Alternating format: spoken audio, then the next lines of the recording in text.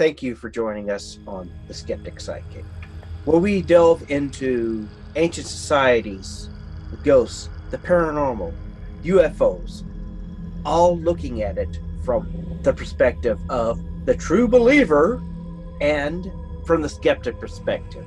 Joining me, my partner, my co-host, my sibling, Kimber Rodriguez. Myself, I am Richard Gregg. And again, let's look into being the skeptic psychic. And hello once again. And welcome once again. Welcome. I'm going to keep stressing that because somehow today of all days, the internet gremlins and trolls have decided to deny me, yes, me, the skeptic psychic, to actually have a conversation with my wonderful sister, kindly, wonderful, polite, and very, very strong-willed sister of mine, Kimber Rodriguez. Tell you, the more and more you give me these introductions, the more and more my head swells. You deserve it. Okay. So how have you been this week? Busy.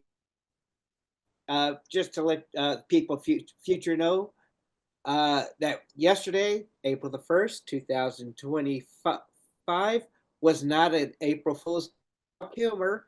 The man who brought us Maverick and Top Gun died. No, he So wasn't Maverick. He was the Iceman. He was the Iceman. Yeah, Maverick was Tom Cruise, but yes, he was a right splendid actor. From Willow to Top Gun to the story of Jim Morrison. The Doors. Yeah, Mercy's favorite actor. Right. It was right. He was also before his sickness got in, he was going to go on the road on a one-man show doing Mark Twain. His actual was going to be a conversation with Sam Clemens. Interesting. Well, tonight we have a really interesting. Yes. Well, if the internet gods will play nice with us tonight, we have a fascinating and wonderful guest joining us. Before you begin, they do not deserve the name gods. They are gremlins, they are trolls, they are imps. Okay. The internet gremlins, trolls, and imps. Try saying that. Oh, goodness, that's a tongue twister. But yes, my beautiful, wonderful friend Darlene Sochin is with us. And a little bit about her. 20 years ago, after a cancer diagnosis, she had a life-changing visit from 3 archangels who assured her of full healing and set her on her path of purpose. That moment led to Reiki and awakened her calling to gently guide others through their own spiritual awakenings. She has over 26 years of preschool teaching and parenting educating. And she brings a playful and compassionate and deeply sacred approach to healing, supported by angels, spirit animals, and the benevolent beings walking beside you on your journey. Welcome, Darlene. We're so happy to have you with us tonight. Thank you. It's going to be fun. Yes. So, starting off, your journey from a 26-year teaching career to becoming a Reiki master is very inspiring. What motivated you to take this transition, and how does your background in education influence your healing practices? Healers who often have something called a 2x4 upside the head to get us back on path. Cancer was that for me, and I never looked back, and it woke me up to really see what's important in the world. I grew up with an anxious family, and drama queen, and the silliest things that I let bother me. And when you face cancer and then you see an alternative to that life, everything changed. And I swore I would never go back. I do once in a while, like, we have these patterns, we have these energetic, our DNA is, we inherit a lot of the behaviors and personalities we have. So I do occasionally see that come out in me. But when I focus just on feeling good, asking myself, how can I be a contribution and how I can receive as well? Um, I think about that childlike quality and the importance it is to maintain that innocence or that level of joy. So when I approach healing, I use my teaching, my sensitivity to others' concerns or questions. I'm able to hold, like, if you can hold space for a screaming 3-year-old, you can pretty much hold space for anybody or anything. So I am able to tune out the heaviness or to tune out the drama, and I can ground myself and allow whomever I'm working with just be themselves, let it out, let it free, let it roll. And as you're doing that, we'll work together to see what you can do to feel better. That is so awesome. I know how those 3-year-olds can be. Got several nieces and nephews, and so yes, I remember them all at that age and dealing with them. And yeah, so this was like classrooms filled with them. Oh my gosh. Yeah, so you learn quick, and I was organically a teacher, like someone who could sit and hold space and respect their tantrums, respect their no's. We got a lot of no. Oh yeah. And there's this level of, okay, you're not ready yet, or you're not comfortable. It's how I work with my clients. If you're not ready yet, we'll walk slowly through whatever you're navigating. I'm not the kind of person who forces someone to heal or tell them something they're not ready for. I take them slowly.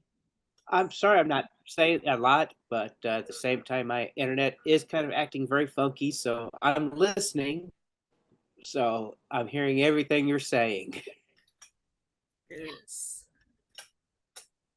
So you mentioned that your first Reiki session awakened your soul during a challenging time. How did this shape your path towards energy healing? I just saw that it gifted me everything. The anxiety went away, the questions went away. During a Reiki session, you lie there and let your body rest. You let your body do what it needs to do. And I felt like there was no bigger gift than letting your body rest, because we're always trying to push ourselves, or do things we think we should, or we do things because we have to push harder in order to, be successful or whatever it is. And oftentimes the answer is the opposite. The answer is slow down, let your body relax, meditate. And if it's not meditation, it's doing something else to take care of yourself and your body. And to me, my other options were not as gentle or loving. And some people need that in order to grow and in order to slowly step into their confidence and slowly step onto their path. I like the idea of helping people so they don't necessarily have to have that 2x4 like I had, like, Right. so where can I help people be more proactive with developing their skills? Yeah, I prefer that. Yeah. Cancer has always been a big fear of mine. We lost our dad to cancer in 2008. And a few years before that, his father passed away from cancer. And a few years before that, And his mother passed away. Yeah, we lost both my grandmother, my grandfather, my dad to cancer, and now his brother is in stage 4 cancer. So it's always been And something. we also lost a couple of years later. We lost my mother's mother to cancer too, Mama Deedle. Well, she had cancer, but that wasn't what killed her because she got into remission from the cancer, but she ended up having several strokes. Oh, And wow. it got to where they couldn't. Yeah. She was basically on life support because of having so many strokes that they figured it was best just to let her go instead of having her there suffering.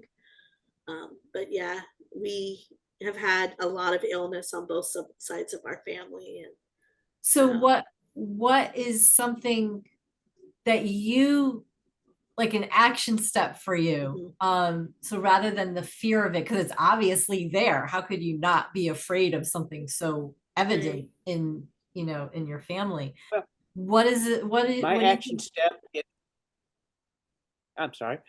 I was going to say is my action step is that one, I've been losing weight. Two, I've been eating a lot more healthier stuff. I don't drink, don't smoke. I don't cuss. I'm working on trying to get a lot more positivity in my life, as opposed to the family obsession into the darker voices that in our heads. right. And that's one thing I've heard is that it feeds off of anger and resentment. So I try to keep a lot of that out of my life as possible and try to maintain that positivity. And like he said, don't drink, don't smoke. Should eat healthier, but I love food. That's like my one major vice is food.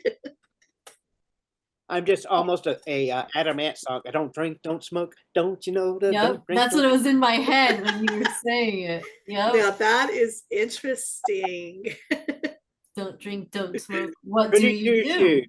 Then there's Yes. the next question. What do you do? So if you see, this is also something that I see happen. I do it too. So you look at what you keep away from, what you don't allow yourself to do. My question to you is, what do you allow yourself to do? Because that's part of the positivity. So if you're going to take away certain things, what can you add instead?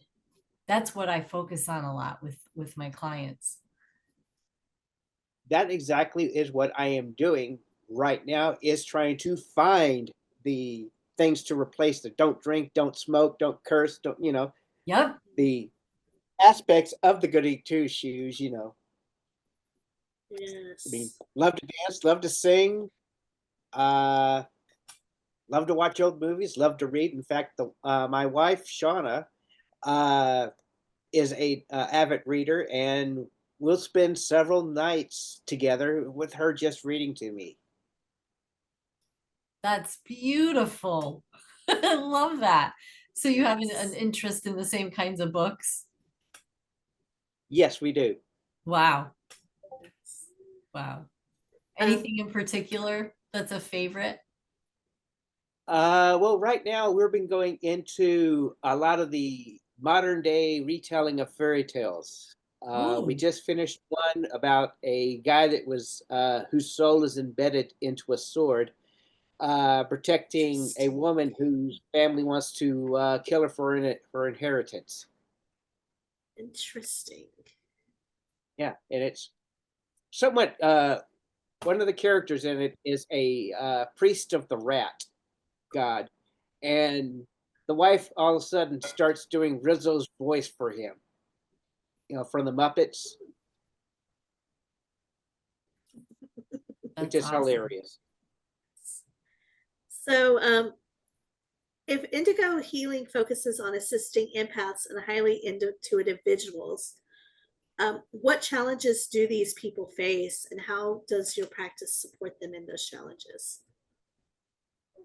Their challenges are often they're struggling with their what they know is true and what they've been told is true as far as who they are and why they're here. So some people know they have these gifts and they want to start exploring them, but then there's someone in their life or a belief system that they were taught that is holding them back. So we walk through more about, well, what would it feel like if you could do what you know you can do, rather than I'm not one of those people who does like shadow work or anything.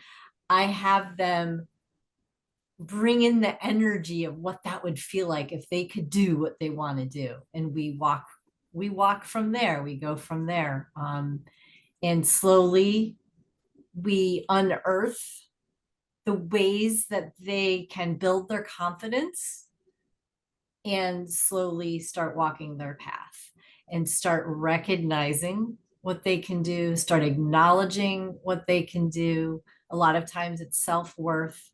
And again, it's about resting and meditating and quieting your mind and your body so that there's more clarity with what you want, or what's hidden underneath, because we suppress it for so many years, so many decades. And a lot of people will come and say, I don't know what I want. I just know there's something and I don't know how to get to it.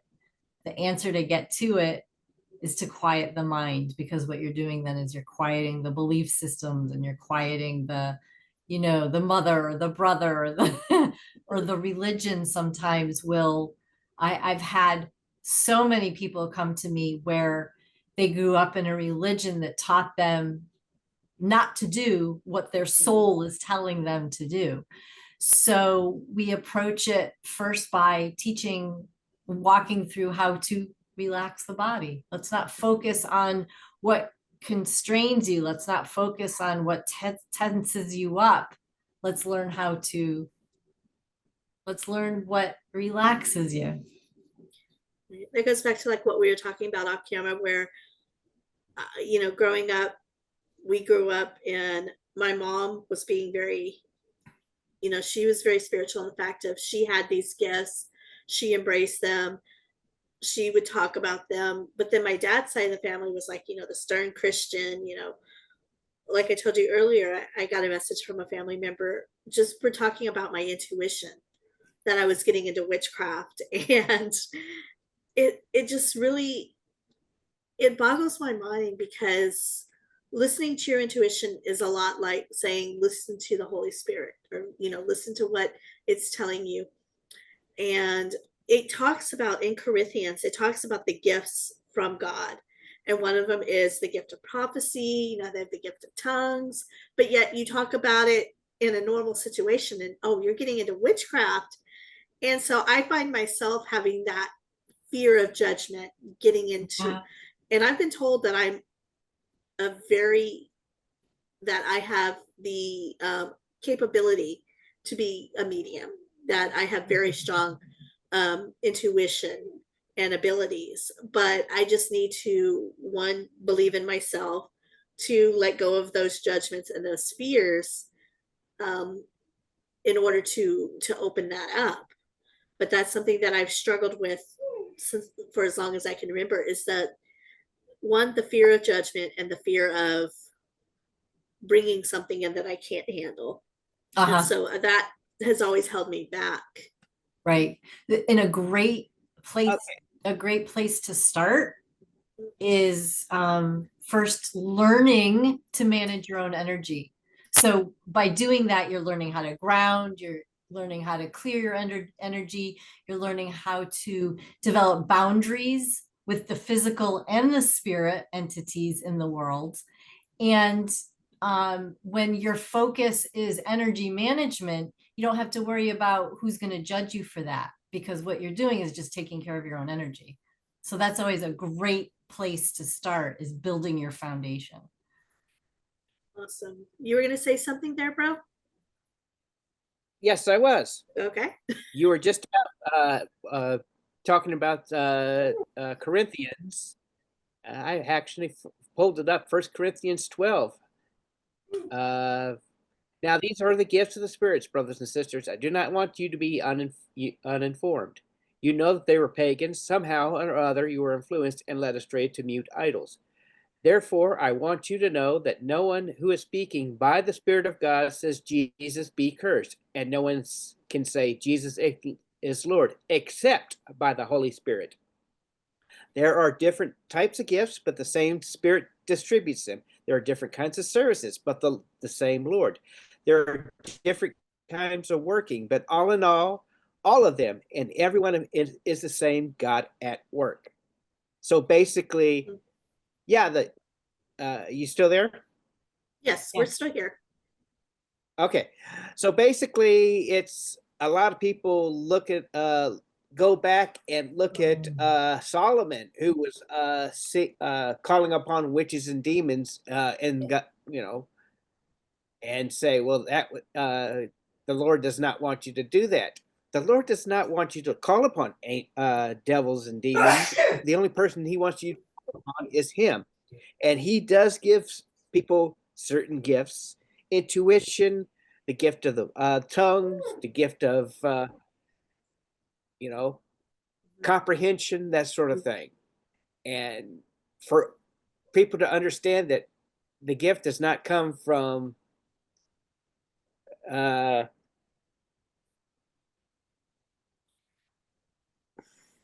I'm sorry, the gift that the Lord grants you are not to be used in a way that detracts from the gifts of nature. Right. Right, exactly. And I mean, I remember when my husband, because my husband was raised Catholic, I was raised Baptist, but when we were getting married, since we were getting married in a Catholic church, we had to go through these confirmation classes. And I remember in the class we had a lesson on these gifts, and we talked about them, and the priest that was teaching the class, went over each one and described them, and we even tried practicing tongues, and it was like the weirdest thing, but it reminds me of a joke from this YouTube video where this guy, he is going to this fundamentalist church, and everybody's waiting for somebody to start talking tongues. Nobody's done it. Excuse me. And so one day he's like, I'm just going to throw something out there. And he says, Shamala Hamala. And he just wasn't talking tongues. He just said it because, just wanted to see what he would get. And so everybody in the church is like, oh my gosh, he's finally got the gift. And everybody starts chanting Shamala Hamala and crying. So that's how I felt that day that we were practicing tongues. I was just like, okay, just gibberish. And they're like, just keep going. Eventually it'll change to something. Just speak the gibber. And it's like, okay, I feel really weird, but that is what they say. Just start talking until something happens. It's like, when you're starting the car, if it's cold or something, you have to get it. I don't know. But definitely if you start playing with it. True story. A friend whom I will not name went to a Pentecostal church. And as they rise up to sing the benediction, this gentleman behind him puts his hand down on him and speaks in tongue. And my friend turns around and just belts him, because my friend does not like to be touched. Oh. Okay. So right after that, he was asked to leave the church. Okay. I went to a Pentecostal church with a friend of mine one time, and oh my gosh, I was scared when they started getting up there and started talking in tongues, and the preacher was, touching these people, and they were fainting and falling over and crying. And I'm just like, oh my gosh, what is going on? What did you bring me into? It was the weirdest situation. But I like to know when I go into a setting like that, whether it's channeling or someone speaking in tongues, I like to know who it is, number one, that's facilitating, holding space, as well as the people. So I have an idea of where that energy is coming from. So I always prepare, and I have to know who these people are. I won't, because of previous experiences, I now know to research before I go into a setting like that, because yeah, my energy is so sensitive.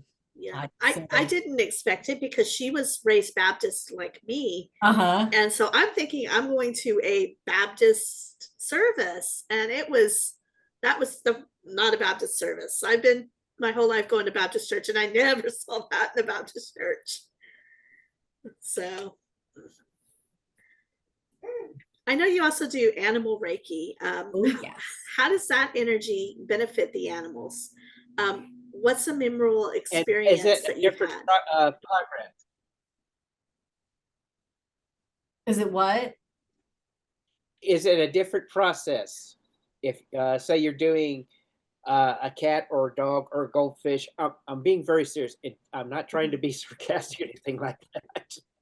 No, But yeah. is it different from a human perspective, or is it different from a cat, dog, goldfish, reptile type of experience? Like, So the difference, so it sounded like I'm being sarcastic.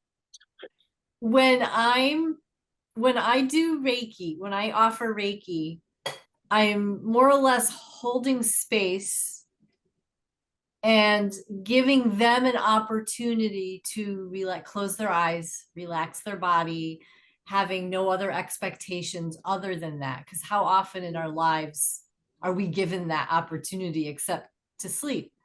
Right. So for humans, they're expecting me to help them relax. The animals guide the session. So for example, my favorite Reiki client is a horse. We go into his arena and he will start at the other end. I stand with my hands up like this, and he will take his time and walk backwards into the energy field that I'm providing Interesting. for him, and he guides the entire session. He tells me what he needs by giving me the body parts he wants my hands on. I don't move. When it's an animal, I let the animal tell me what they want by showing me what they want with their body. So Maddie will back up into my hands. He will also turn sideways and give me either his hips or his legs. He'll even lift a leg to say he wants, support in a certain part of his body. But when it's the animals, I let them totally write the scripts. And some animals, they prefer not even to have hands on, whereas humans, I will put my hands on their bodies if that's okay with them. But animals, the session is totally up to them, which is why I love working with the animals, because it's also an opportunity for them to speak and get their needs met without the human thinking they know everything. So to me, animal Reiki is just something so special and so unique that I wish I could do it every single day. That's interesting. Yeah, and so dogs, cats, it's all pretty much the same, where it's up to them. So a fish will come up to the side of the bowl, a bird will come down from the tree. I've the kimono dragons will come and lean up into the glass of their tank. If their birds will come up to my hands. The animals are just so aware of what I'm doing. I very rarely will have an animal, not attend to the experience. Even the wild animals too come to me. That is so amazing, because animals are so in tune that I mean, I hate it when people say animals don't have a soul, because they so do, and their soul to me is so much more genuine than most humans. Yes. So pure, and I love that. A lot of people compare me to Saint Francis of Assisi when it comes to animals, because I have had animals just come up to me. My wife can attest to it. We were out visiting her mother, and this little chick, wild chick, comes running up to me and just squeak, squeak, squeak, squeak, squeak. I pick it up, pet it, feed it, that sort of thing. And this is, we come to find out later, this was a wild pheasant who had just lost its mother. Oh. And so we took it to a local veterinarian so they could put it through the 4-H foundation so that way somebody could raise it. Yep. Yeah, animals are very. Yes, I have that touch. Yes, I just love that how animals are so pure and so in tune with things that we can't see or feel or hear. They are in tune with it. It just, I love animals. They sense energy. They sense when it's important to be afraid. They sense when they're feeling safe. Horses can feel, what is it? It's like the length of 2 football fields. A horse can feel someone's energy that far away. Oh, wow. And sense somebody coming. Yeah. Yeah, my mom was always been very good with horses too. I remember us going to the stock show and we would go through the barn and look at the animals. And I remember her just sitting there petting the horses and talking to them. And you could tell that there was that connection and that bond. And they'd be there for 20, 30 minutes, her just talking with the horse and the horse just being calm. And every once in a while it would let out a grunt or something, like you could, like it was responding to her. And it always fascinated me. Animals are the best. Unconditional love. I say that all the time. There's nothing like it. Nothing. Yes. I see you've got your cat there, speaking of animals. Hi, baby cat. Yes. This is the official skeptic sidekick kitten. His name is Oliver Dean. He likes to crawl up and sit on his shoulder while he pets him, and right, just stay there for hours. He was a rescue kitten. He's been out on the streets. Although he's not a tough gangster, he was the one that everybody picked on. So he demanded to be petted. I do apologize for interrupting the podcast, but he came at perfect timing. Yes, as we're talking about animal Reiki, he must have sensed that energy as well. It was his cue. Oh, here's my cue. Time for my close-up. Yeah, he likes to whisper and tell me secrets. So yes, I know you also work with empaths and providing support for children of empaths. What are signs to indicate that a child might be empathic? And what strategies could you recommend for parents to nurture and guide their children? Children who are empaths will often be easily distracted, very emotional, have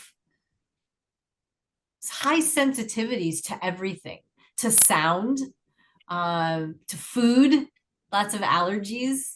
They're just so, their bodies are so sensitive and meant to be here to express love and light.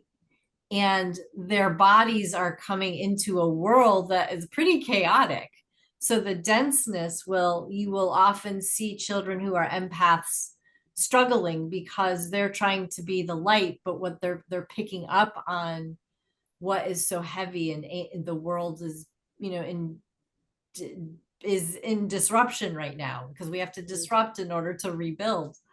And so right now, when you're finding that your children may be easily distracted or having trouble focusing, having these sensitivities to clothes, to noises, to things that you as an adult might not understand, oftentimes it's their nervous system as empaths picking up too much information. That's how they're telling us. So if you think about anybody in a situation where there's too much going on, that's what to look for. And I would say be very compassionate. So there might be behavior outbursts as well, because if you're a child, especially younger children, don't have a way of expressing what's going on. They can't say, we're in Walmart and there's just the lights are too bright and there's too many people and too much going on, and they don't have the words to say it. So we often will see this in a behavior, not to say all behaviors are children who are empaths, but it's definitely something to consider. And it isn't always something that can be understood medically either, because it's an energy. They're sensitive to energy. So whatever you can do to support any child, whether they're an empath or not an empath, is talking to them. First of all, letting them know today we're going to be going here, here, and here. Like, give them a plan. Don't just drag them into the store. Let them know what's going on. Prepare them. Be preventative. Be proactive. If you know your child is sensitive to light, maybe go into stores that don't have those bright fluorescent lights, or get them really cool red glasses. I have them often when I'm on my computer and the light gives me migraines. Right. Do like research what can help empaths going out into public. And oftentimes adults will say, hey, I have that issue too, as like my child does, and not be aware of it until they see it in their children. So there's some kids you might see have headphones on in a store. Give them headphones and have, the kind of music they like playing. So it helps to keep out overstimulation that's going on outside of them. If you have a teacher, because oftentimes what will happen is their productivity in school may not be up to par because there's so much going on in a classroom. I would take the time to pull the teacher aside. Can we talk? My child has some extra sensitivities, and this is what we do at home. Sometimes hopefully you can find a teacher that will help you make a plan. You can work with the school, but if you first of all suspect that your child might be an empath, then they're displaying something. Find a professional who works with them. If you might find a therapist who does, art therapy, right? So for some people, they still need to feel comfortable when it comes to their children. So if that's the case, that you still want to do something mainstream, work with someone who also brings in something else, like a therapist, but perhaps an art therapist. Allow those little different types of unique qualifications when you invite people in to help you with your family. That's what I would recommend. Interesting. I know you and I have talked about this quite a bit, both having ADHD, about the connection between being neurodivergent and having, being more gifted, so to speak. And I've seen this in people who are autistic, ADHD, schizophrenic, manic depressant. Something about the chemistry in the brain seems to correlate with intuition and these abilities. And it's something that I've always been fascinated with. And I've tried talking to other people and they're like, well, I've never heard of that, or I don't know if that's true. But I know talking with you, that's something that we both have been like, yes, it is definitely a factor when you have these mental differences, that it also intunes more with the spiritual as well. Absolutely. There's something, the brain waves are literally, the brain waves function differently. That it's as simple as that. It's scientific and it's simple. If you measure the brain waves of people with ADHD or chemical imbalances, and it will be the brain waves fluctuate differently, which means you will be seeing different types of experiences or expressions through the brain. We're using different areas of the brain because the brain wave is at a different wavelength.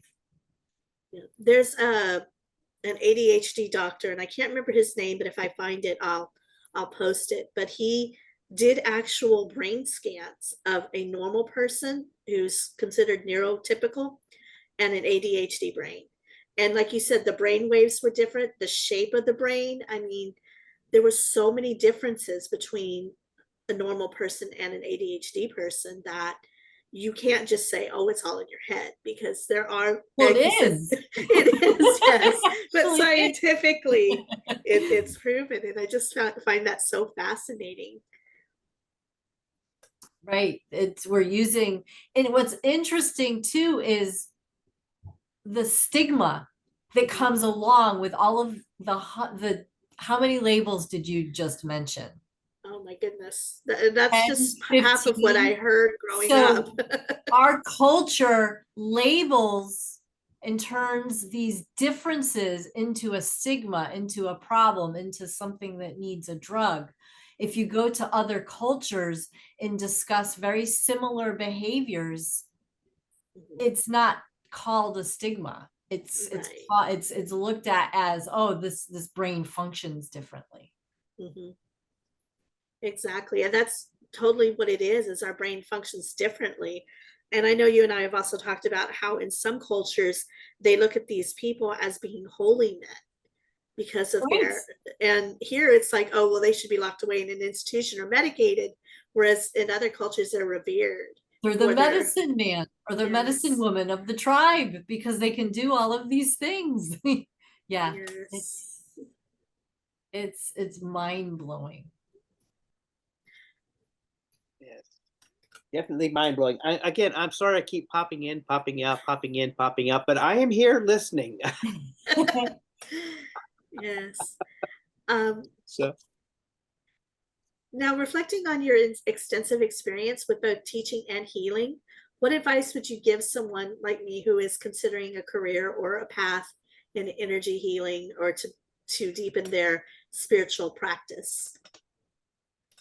the it's really funny. Like I used to this the first thing I'm going to mention, I would hear it and just laugh because I just thought it was like a marketing tool.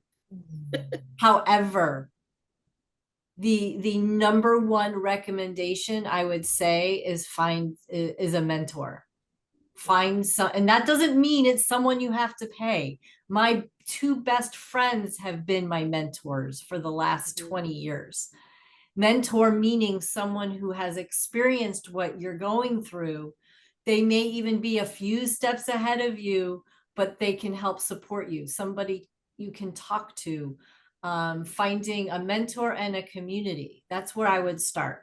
And the second place is committing to your self-care, to making sure that you are your first priority, your health, your wellness, your energy, and you build some sort of daily plan, not just when you're having a problem, because a lot of people, even healers, people who want to be healers, or anybody else, they'll look into their health and wellness when there's a scare, right? Mm-hmm. Or when there's a problem or a challenge. Oh yeah, I should start something. I would say start today, choosing what you can do to, it doesn't have to be in the morning.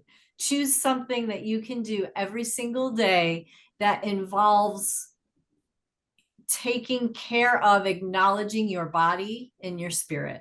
What it could be it could be saying, okay, every day I'm going to go outside, I'm going to deep breathe in nature, I'm going to take a walk. When you brush your teeth, you can do breath work, because breath work is it's one of the most incredible tools to help regulate your nervous system. Again, when we're talking ADHD or feeling overstimulated, like healers and energy workers, we tend to be oversensitive to feeling Yes. energies around us. The number one tool for that, well, besides breath work, would be how you can regulate your nervous system. and breathwork just happens to be one of the ways to do that. So mentor and ways to daily practice that, so you're paying attention to your body and your spirit. And 3 would be making sure your nervous system is regulated at all times. Awesome. I know I also have anxiety, which is people with ADHD are known to have comorbidities, and mine just happens to be anxiety. And I find that breath work helps so much when I start getting anxious or start feeling like I'm going to go into a panic attack. If I just sit and start doing deep breathing, like you said, it helps calm me down, relaxes me. It's amazing. Like, I don't know. There's other things like sound healing and music. I had a 92-year-old man show me a Tai Chi a movement for anxiety or just to get your balance back. And you take your fists lightly on your hips, on your hip bones, and just hit there for a couple of minutes. And that's also something that incredible human. But when we're wanting to be healers, when we are sensitive to energy and we have that calling, the first priority is yourself and your body and your spirit. And then those who you're going to help and support come after. Because a lot of times, I say this to everybody, a lot of times people have this calling and they jump into a modality, and now you can do it in a couple hours and say, hey, I'm a Reiki master. Like, if you can just go anywhere online, or I'm a this, I'm a that, put up a plaque and start selling your services. We have to first do our own work, because if we're energy healers, we're going to be we're going to be sharing energies. So whatever it is we're holding on to or carrying, we're going to be sharing that. And we're also going to be taking on, if we don't have the tools, we'll be taking on the clients that we're working on, what they're going through, and not know what to do with that energy. And that gets us sick. So the first step is we have to take care of ourselves. And I'm saying not completely and totally take care of ourselves before we become practitioners, but you have to start and take care of some of the major stuff going on before you can become the most effective practitioner. You've got to. Don't just take a class and run out there and put your hands on people's bodies. Please, please don't. Yes. I have a friend who, she also is a Reiki master, Reiki master. My mom calls it Reiki. Yeah. And she was telling me, like, first, I got Reiki master. But she was telling me, like, you have to the first introduction is to do Reiki on yourself, and then the second level is where they teach you how to do it on other people. Exactly. And then, like, the next one is like how to teach it. So she's like, you have to go through these certain steps. You can't just take one class and be like, oh, now I know Reiki, I can go out there and start doing it. And unfortunately, a lot of people do, because there's so many. First of all, Reiki itself, there's so many lineages, and there's not one way to do Reiki. There's thousands of Reiki teachers and lineages, and but any kind of, I beg people, any kind of energy work, first do take care of yourself for a time period before you start putting your hands on others. Yes, definitely. So, well, we have really enjoyed this talk. I love talking with you. I could talk with you for hours. But thank you so much. You're a wonderful person, by the way. Thank you. Yes. I really enjoyed this time, despite the fact that I kept dropping in and out of it. I do apologize. I'm interested to have another conversation with you to hear if you have more questions. Yes.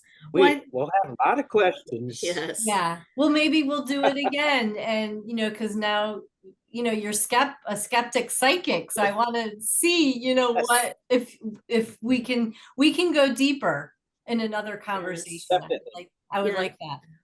Yeah, and I know he also, since you live in Oregon, he wanted to kind of touch on some of the hauntings there.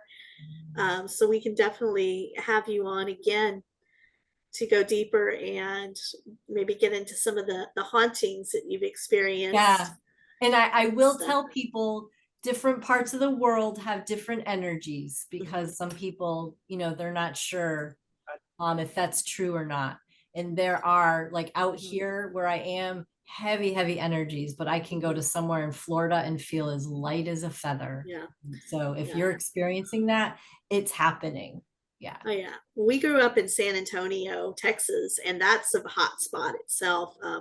Since they had, like, the Native Americans and the Battle of the Alamo, and it's just like it's just definitely a hot spot there where something. It's like just about everywhere you go in town, you're going to run into a spirit or two. Yep. And then if you feel it, you're feeling it. You're like, don't think that you're imagining it. It's happening. Yeah. Yeah. I can remember as a kid going through this museum that my mom used to always take us to.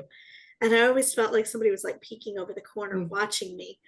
And then come to find out as I got older that it was haunted by the lady who like donated a lot of stuff and was and there was a couple of museums that I went through that. I'm sorry?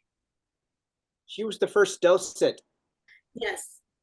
The first docent and she still haunts the museum. And then there's another one too that I got the same feeling when I was going through, and I was feeling, and it turns out it's this lady in the second museum. She donated her whole house. Her house. Furniture, everything to the city, and they turned it into a museum, and you go through, and she still haunts the home. And even as a little kid, I could feel her there without knowing at the time that she was still there. So cool. Right. That's right. But again, uh, let's pick this up and talk more. I hope I didn't lose you guys again. I'm so sorry. My internet decides it wants to be the shoddiest thing ever. Oh, you're still here. But seriously, I would love to pick this up again, discussing, Oh no. Part 2 coming soon. Let's give him a moment. Okay, here he is. Oh. I think it's time to have somebody come out to check your internet, bro. Yeah. So, do some Hail Marys, splash some holy water on the modem. I have holy water. There you go. Splash some of that on the mobile. Holy water. Maybe put some if you have some blessed oil, put some blessed oil on the modem. That too. Say a little prayer. Again, I appreciate you coming on, Darlene. Again, I'm sorry my internet got shoddy. From everything I heard was wonderful, and maybe next time I can get fully into the conversation. We'll do a part 2. Yes, that sounds part good. 2, definitely. Yes. Well, have a good night, and again, thank you for coming. Oh, before you go though, where can people find you if they're interested in your services? Oh my goodness. Indigo Healings pdx.com. Yeah, I've been resting and like rebirthing, so it's been a while, but yeah, Indigo Healings pdx.com. Okay. And you're also of course on Facebook and any other socials? Not proactively. Yeah, I stick mostly to Facebook. Wait a minute. My YouTube channel, Darlene Sochin, energetic educator. Okay. I'll make sure I link both of those. Yeah. I do videos and help people, empaths help to to manage their energies more effectively. Awesome. And bro, while And we can have also you, reach us. We can also reach us at theskepticpsychic.com and our Facebook page, Skeptic Psychic, as well as, hey, again, I'll stress the fact, we do have a Discord, the Skeptic Psychic, where you can come in, say hi, how's it going, and talk to us about your experiences. yes. And 5 stars. Please give me 5 stars. I really appreciate it. 5 stars. 4, 5, 1, 2, 3, 4, 1, 2, 3, 4, 5, 1, 2, 3, 4. Okay? 1, 2, yes, 3, 4, 5. yes, and make sure you like and subscribe our YouTube. We're still sitting at 75 people, hoping to get to at least 100. So please, if you enjoy what you're seeing, like, subscribe, share with your friends. And again, if we get 100,000 likes, I will buy an RV and travel the country, Woohoo! visiting all the haunted locations. So, so until next time, have a Yes. wonderful night. And go ahead. Go ahead, bro. And unpleasant nightmares. Oh, yes. Sweet dreams. And have a good night, everybody. Thank you. Thank Goodbye. you. Bye-bye.